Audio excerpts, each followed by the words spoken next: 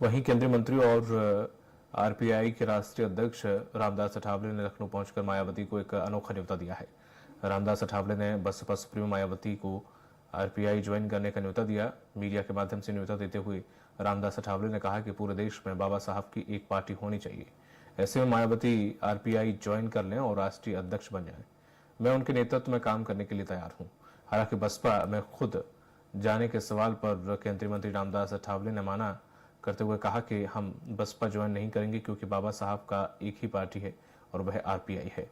वहीं प्रदेश के मुसलमानों और भाजपा के संबंधों को लेकर रामदास अठावले ने कहा है कि तमाम मुसलमानों भाजपा का समर्थन करना चाहते हैं, लेकिन वह भाजपा में शामिल होना नहीं चाहते।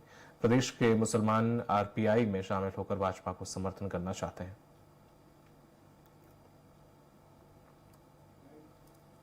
मेरे साथ बात करने के लिए केंद्रीय मंत्री रामदास अठावले जी हैं। सर, मायावती जी को एक आमंत्रण अभी दिया है, मायावती जी को आपने एक आमंत्रण दिया है, क्या आमंत्रण है आपका? मेरा आमंत्रण यह है कि सारे देश भर में दलित की यूनिटी अगर हो जाती है तो दलितों के भलाई के लिए, दलितों के विकास के लिए, दलितों को सामाजिक, आर्थिक, शैक्षणिक न्याय देने के लिए उसका अच्छा उपयोग हो सकता है।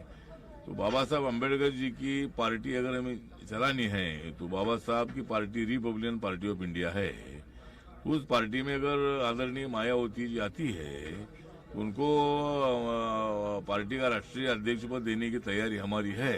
तो मायावती ने रिपब्लिकन पार्टी में आना चाहिए, ऐसा हमारा न्योता है और हम मिलकर एक ताकतवर पार्टी खड़ी करेंगे और अपने पार्टी के बगैर किसकी सत्ता नहीं आ सकती है, ऐसा वातावरण तैयार करेंगे और आरपीआई को हर जगह पर, हर राज्य में सत्ता में मिलेगी।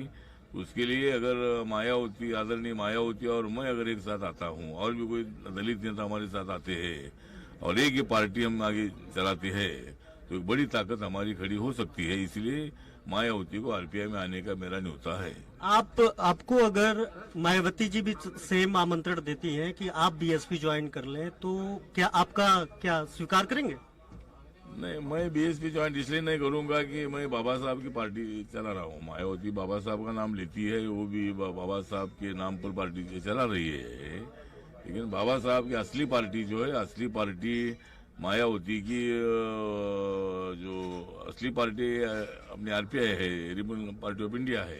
अच्छा, एक और सवाल, उत्तर प्रदेश में कितनी सीटों पे आप तैयारी कर रहे हैं? क्या एनडीए से कितनी सीट चाहते हैं उत्तर प्रदेश में चुनाव लड़ने के लिए?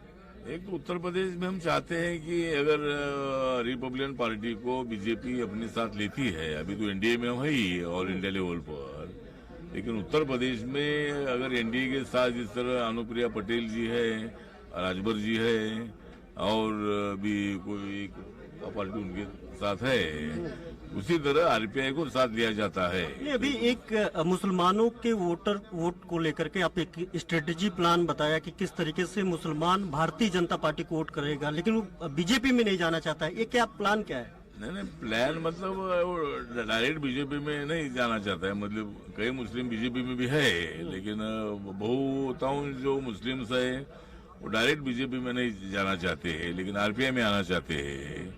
तो आरपीआई के माध्यम से अगर हमको 2-3 सीटें मिलती है, एक आधी दलित के लिए, 1-2 मुस्लिम के लिए, तो जहां बीजेपी का कभी भी आदमी चुनकर आता नहीं है, ऐसी सीट अगर हमको मिलती है तो वहां हम मुस्लिम कैंडिडेट खड़ा करेंगे, एक आधा दलित कैंडिडेट खड़ा करेंगे। बीजेपी ने इसके बारे में निर्णय लेना चाहिए। आज मैं माननीय योगी आदित्यनाथ जी का टाइम मांगा है, उनका अगर टाइम मिलता है उनके साथ भी हम चर्चा करने वाले हैं। दिल्ली में माननीय अमित शाह जी है, जेपी नड्डा जी है, बीएल संतोष जी है, उनके साथ मैं बात करने वाला हूं। और यूपी एक बहुत बड़ा, देश का सबसे बड़ा राज्य है, तो यहाँ आरपीआई को अगर वैसा स्थान मिलता है तो आरपीआई भी मजबूत हो जाएगी और बीजेपी को भी उसका ज्यादा फायदा होगा।